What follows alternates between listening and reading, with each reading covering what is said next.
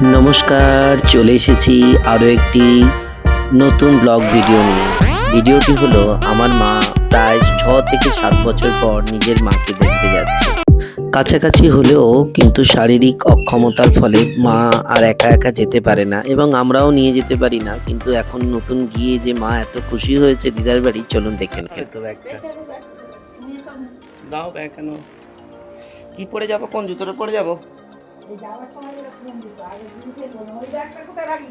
Tata.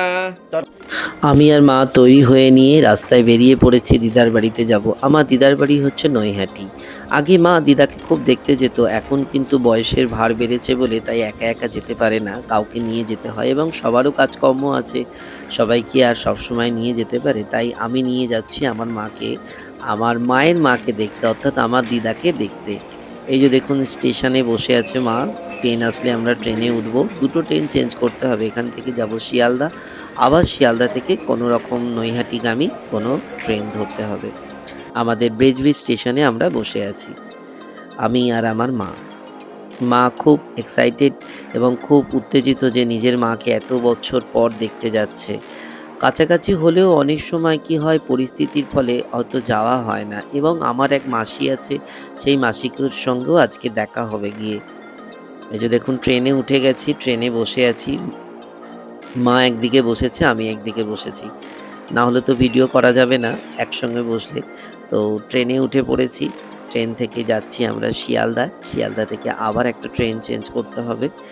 যেতে খুব একটা বেশিক্ষণ লাগে না, 1-2 ঘন্টার মধ্যে আমরা নৈহাটি পৌঁছে যাব ব্রিজ থেকে। আর এই যে দেখুন নেমে পড়েছি, এটা হলো শিয়ালদা স্টেশন। শিয়ালদা স্টেশনটা আগাগোড়াই খুব মানে ভিড়। যখনই আমি শিয়ালদায় যাই দেখি ট্রেন থেকে নেমলে এত মানুষ আর মানুষ, মানে চতুর্দিকে চোখ পড়লে শুধু মানুষ আর মানুষ। দেখুন আসলে কর্মব্যস্ততায় সবাই যে যার কর্মে যাচ্ছে, তাই তো ভিড় তো হবেই। আর আমি আমার মা হেঁটে যাচ্ছি ওইদিকে গিয়ে ট্রেন ধরবো বলে, নর্থ স্টেশনে গিয়ে। ওখান থেকে গিয়েই দেখি ট্রেন দাঁড়িয়ে আছে। এই যে দেখুন শিয়ালদা স্টেশনের এখান থেকে যাচ্ছি আমরা। ৫ নম্বর প্ল্যাটফর্মে গিয়েই বোর্ড দেখি, বোর্ডে ট্রেন দিয়ে দিয়েছে। তো এখন তো সব ট্রেনই প্রায় নৈহাটিতে যায় ওইদিকে ট্রেনগুলো, তো অসুবিধা কিছু নেই। তো আমরা গিয়ে যেতেই দেখি যে একদম 5D-তে এই যে দেখুন দূর থেকে দেখা যাচ্ছে কল্যাণী সীমান্ত ৯টা ২০-তে ছাড়বে, ওই ট্রেনটি আমরা ধরেছিলাম।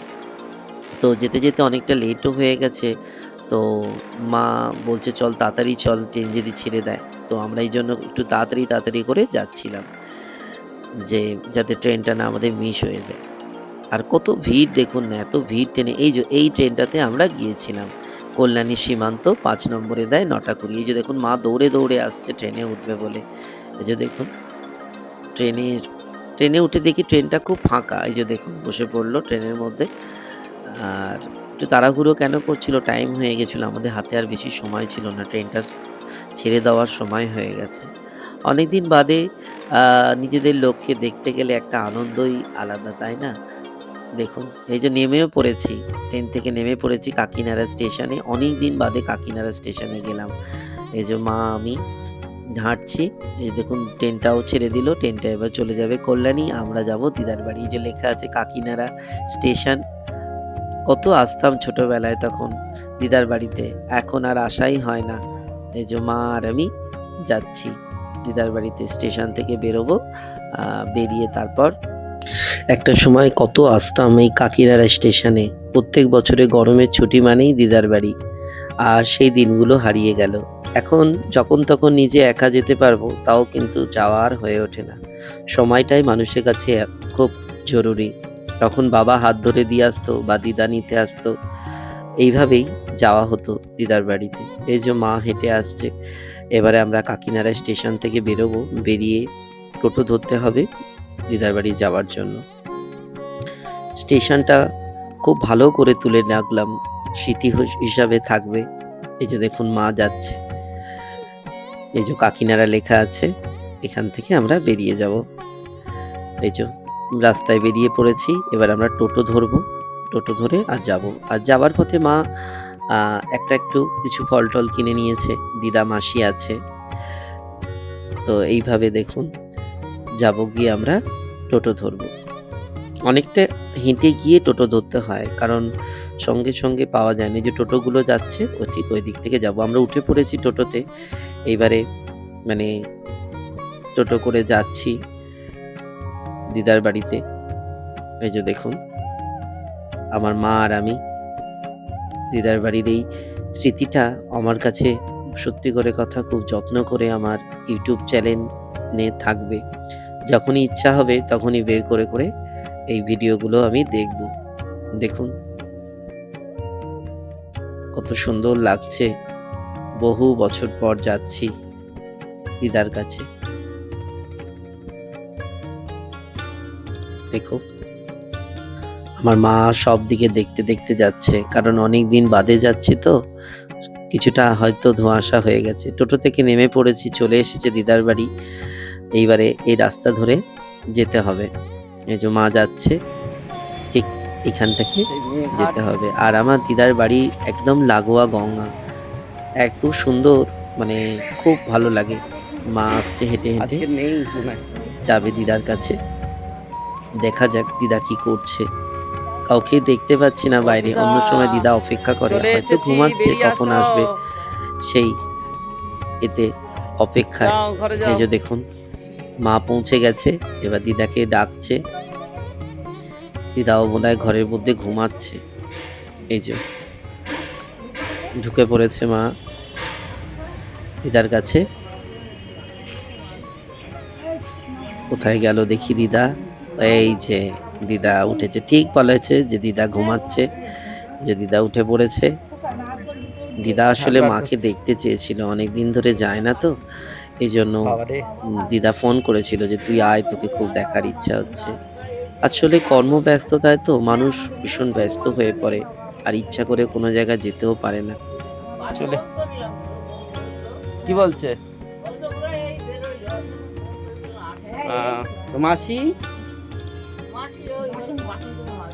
আচ্ছা আচ্ছা, দিদার বাড়ি এসেছি। গঙ্গায় চলো দিদা, একটু গঙ্গায় ঘুরে আসি। আমি ছোটবেলায় আসতাম এই গঙ্গায়, কত আমার স্মৃতি। তখন আমাদের মার্চ এপ্রিল মাসে অ্যানুয়াল পরীক্ষা হয়ে যেত, আর আমরা আসতাম এই গঙ্গায়। বাবা হ্যাঁ, তারপরে ইয়ে আমার মেজমের ছেলে, কত সাঁতার কাটতাম গঙ্গায়, কত। সেই ছোট্টের বিয়ে হয়েছে একটা মেয়ে, হ্যাঁ বড় হ্যাঁ, হয়ে গিয়েছে। আগে ছোটবেলায় এখানেই প্রায় থাকতো আমার কাছে। কি এই সুন্দর তোর লাগছে। মহারাজ অনেকদিন দেখিনি তো, দুটো ফোন করে করে নিয়ে আসলাম। ইয়ে বউ আসতে, এর বউ আসতে চেয়েছিল। ওদের বাড়ি সেই বজবজ এখন লেগেছে সরকারপুর। হ্যাঁ এখন মানে আসেই না। এই ফোন করে নিয়ে আসলাম মেজমেটা দেখার জন্য। আমার ফোনটা ছিঁড়ে যাচ্ছিল। বৌমার অসুবিধা, বৌমার মানসিক আছে, এখন একটু অসুবিধা হয়েছে, তাই নিয়ে আসেনি। একটা মেয়ে হয়ে সেই সুন্দর বউ বিয়ে করেছে, খুব ভালো বউ, মানে দেখতে সুন্দর না, গুণ আছে, ভীষণ ভালো, কুটুমও ভালো পেয়েছে। হ্যাঁ, তারপরে গঙ্গা জোয়ার এলো, এখন জোয়ার এলো না? হ্যাঁ জোয়ার আসলো। গঙ্গা জল নিয়ে যাবি তো? নিলে হয় এক বোতল, নে এক বোতল গঙ্গা জল নিলে হয়। কত স্মৃতি আমার এই হ্যাঁ। গঙ্গায়, সত্যি গো দিদা, এই স্মৃতি আমি ভুলতেই পারবো না। আর এটা একবার হলো আমার লাভলে দিদার আরেকবার বাড়ি, আমি দিদার বাড়ি লাভার এসেছি। সময় লেগে আসি, আর ওঠার আর সময় এই যে দেখুন, দুটো বালতি নিই ছোট ছোট, হ্যাঁ ওই বালতির জলে আমার যা হয় তা এই যে আর লাগে না। আমার দিদা, দিদা দেখি, এই যে হ্যাঁ, আমরা হ্যাঁ, এসেছি একটু গঙ্গার ধারে। আমার নাতি, হ্যাঁ, আমার নাতি আমার অনেক বছর পরে এসছে।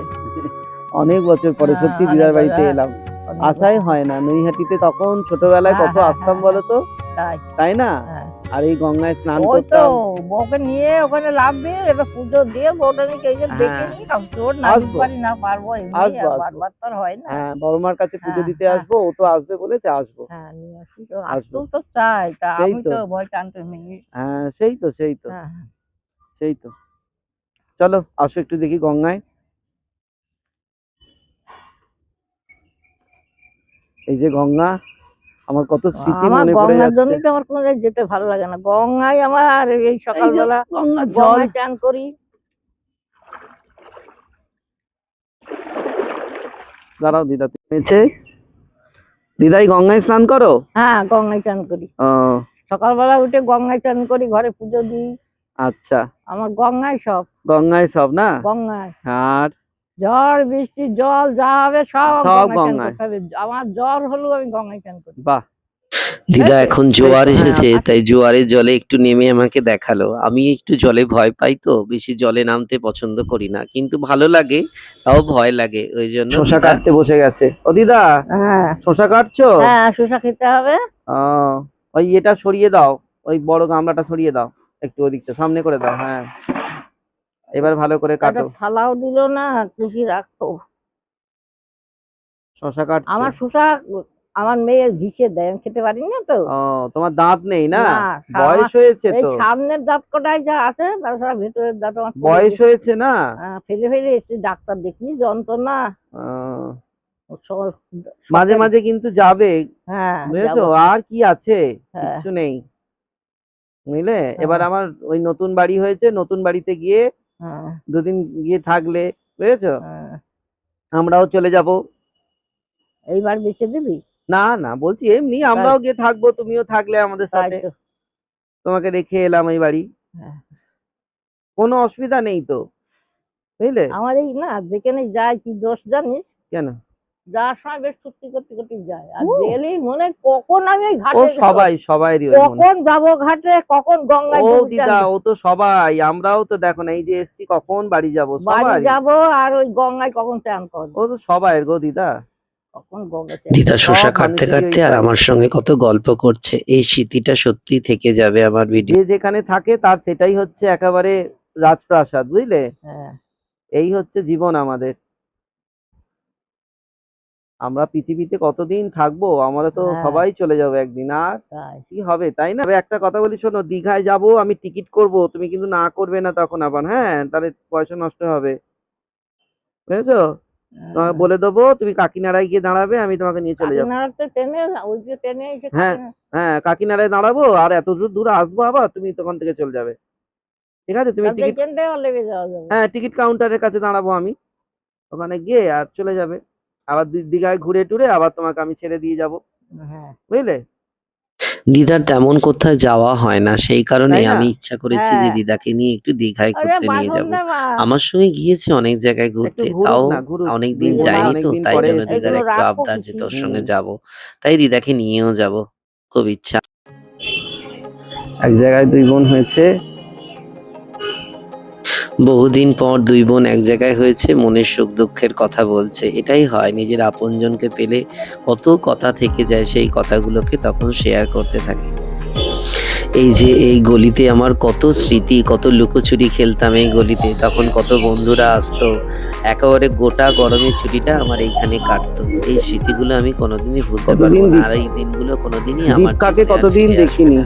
স্মৃতি হয়ে থাকবে, তাই স্মৃতিগুলো দেখে এত মনে পড়ে যাচ্ছে যে মা সব কত এপ্রিল ছোট মাস ছিল এলেই একটা আমি এখানে সময়। আসতাম, খুব আনন্দ করতাম। কত বন্ধুদের নাম মনে পড়ছে যে তারা আমার সঙ্গে খেলাধুলা করতো, তাদেরকে আমি মানে কি বলবো, বন্ধুত্ব করেছিলাম, সেগুলো তারাও অনেক বড় হয়ে গেছে, তাদেরও সব বিয়ে হয়ে গেছে, তাদেরও সব ছেলেপুলে হয়ে গেছে, সবাই এখন কর্মে ব্যস্ত, কারোরই সঙ্গে গেলে আর দেখা হয় না। এই হচ্ছে জীবন, জীবন মানেই হচ্ছে সংগ্রাম, সবাইকে ঠাকুরটা কত সংগ্রাম সুন্দর। করতে হবে। আর এই মা শিব মেয়ে এক ঠাকুরটা জায়গায় কত বসে সুন্দর। আছে, বসে বসে একটু গল্প করছে হ্যাঁ, গঙ্গার ধারে। দিদার বাড়িতে হ্যাঁ। পুরো গঙ্গার একদম শিব সিঁড়ি ঠাকুর লাগোয়া, রয়েছে, মানে তারপর এত কত সুন্দর লাগে, কৃষ্ণ রাধিকা। মানে কি বলবো, বোঝানো যাবে না। আর দুই মা মেয়ে গল্প করছে বসে বসে, আর সুখ দুঃখের কথা বলছে, অনেকদিন পরে মায়ের সঙ্গে দেখা হয়েছে। এটাই তো জীবনের একটা কি বলবো আনন্দ, যে মাকে পেলে, মা আর মেয়ে, এটা একটা কি বলবো, মানে বলে বোঝানো যায় না। গঙ্গায় এখন জোয়ারটা এসেছে বলে অনেকটা জল চলে এসেছে, আর গঙ্গায় যে দেখুন নৌকা, আর এই দূর থেকে দেখা যাচ্ছে, আপনারা দেখতে পাচ্ছেন কিনা জানি না, একটা চড়া পড়েছে, ওই চড়ায়ও মাঝে মাঝে আমরা নৌকায় করে যেতাম, খুব ভালো লাগতো সেই দিনগুলো। সত্যি আর ভগবান ফিরে পাওয়া যাবে না, জীবনের যে দিনগুলো চলে যায় সেগুলো আর কোনোদিন ফিরে আসে না, এটাই একটা বাস্তব, মেনে নিতে হবে। হাজার চাইলেও সেই দিন আর ফিরে আসবে না, সেই বটগাছ, সেই গঙ্গা, সেই চড়া গঙ্গার সব কিছু রয়ে গেছে, আমাদেরই শুধু বয়সটা হয়ে গেছে। বয়সের সাথে সাথে স্মৃতিগুলো থেকে যায়, স্মৃতিগুলো কখনো পুরনো হয় না, কিন্তু আমাদের মানসিকতা এবং আমাদের সময় এগুলো কিন্তু পাল্টে যায়। দেখুন এই যে হুগলি নদী, এত সুন্দর অপূর্ব নদী, এত চওড়া নদী, মানে কি বলবো, এত ভালো লাগে। নদী আর সমুদ্র পাহাড় এগুলো হচ্ছে মানুষের জীবনের, মানে কি বলবো, একটা আনন্দের অঙ্গীকার যেটা বলা যায়। দেখুন মাঝি নৌকা নিয়ে যাচ্ছে, চতুর্দিকে রোদ ঝলমল করছে, অসাধারণ সুন্দর এই প্রকৃতির সৌন্দর্য, মানে কি বলবো, বলে বোঝানো যাবে না কাউকে। এত সুন্দর অনুভব। ছোটবেলায় যখন যেতাম দিদা তেমন জলে নামতে দিত না, আমার একটু জলে ভয় বলে না নামতে দিত না, চান করিয়ে দিত। তবে এই গঙ্গায় স্নান করতাম, এটাই তো ভালো লাগতো। এই যে সিঁড়ি দিয়ে উঠতাম ওপরে আর গঙ্গায় স্নান করতাম। দূর থেকে দেখুন একটা বট গাছ দেখা যাচ্ছে, এই বট গাছের বেদিটাও ছিল, এখানে লুকোচুরি খেলতাম। কি আনন্দ, সেই আনন্দগুলো আর কোথায় গেল। আজকের আবার আমরা এসেছি বলে আমার মাসিরাও এসেছে। এই যে দেখুন মাসির মেয়ে, আর এটা হচ্ছে তার মেয়ে, আর এই যে পিছনে ঢুকছে এটা হচ্ছে আমার এক মাসি। আমরা এসেছি অনেক দিন ধরে, এই মাসিদের সঙ্গে তো দেখা নেই, তো কাছাকাছি থাকে দিদার বাড়ি, তাই জন্য সবাই এসেছে আমাদের সঙ্গে দেখা করতে। চাঁদের হাট, অনেক দিনের সুখ দুঃখের গল্প করছে তিন বোন, মা, তারপরে হচ্ছে আমার একটা বোন এসেছে, সব গল্প শুরু হয়ে গেছে।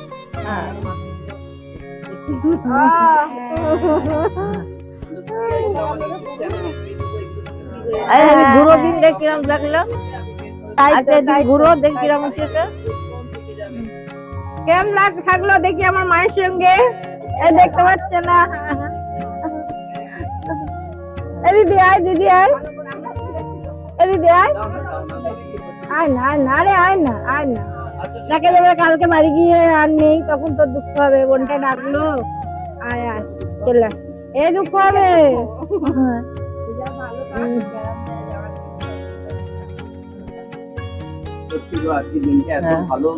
সত্যি সব মেয়ে কোটা এক জায়গায় পাতাম, দুটো তো হারাইছি। মানুষ দুঃখেও কাঁদে, আনন্দেতেও কাঁদে, তাই দিদা আজকে আনন্দের দিনে কেঁদে ফেলেছে। সবাই কাঁদছে, দেখো কিসের জন্য কাঁদছো?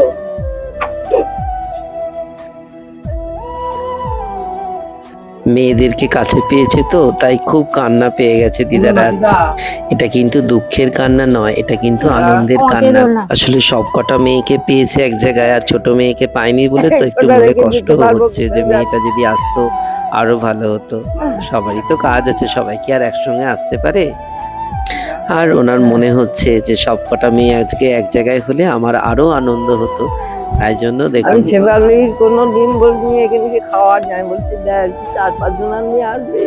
দিদি পারে না, দিদি পারে না, দিদির শরীর খারাপ, অনেক করেছে, যেটা ওই তো করে।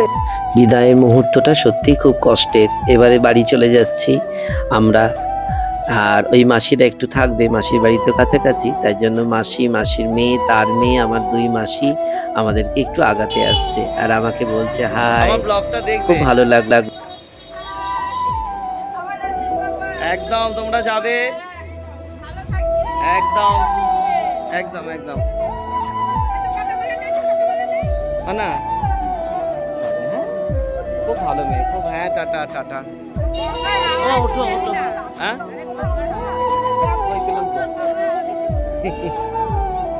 ও দিদা ফোন করবে, আমার ফোনটা পাই, দাঁড়াও দাঁড়াও, বাক্সটা নিয়েছি, আমার মাইকের বাক্স, সবকিছু নিয়েছি কিনা দেখে নিলাম। এই যে মা পৌঁছে গেছি আমরা, আবার টোটোয় করে চলে এলাম স্টেশনে। এবার বাড়িতে রওনা দেব, মা আসছে, এই যে ট্রেনটা চলেও এসেছে, ট্রেনে উঠে পড়বো।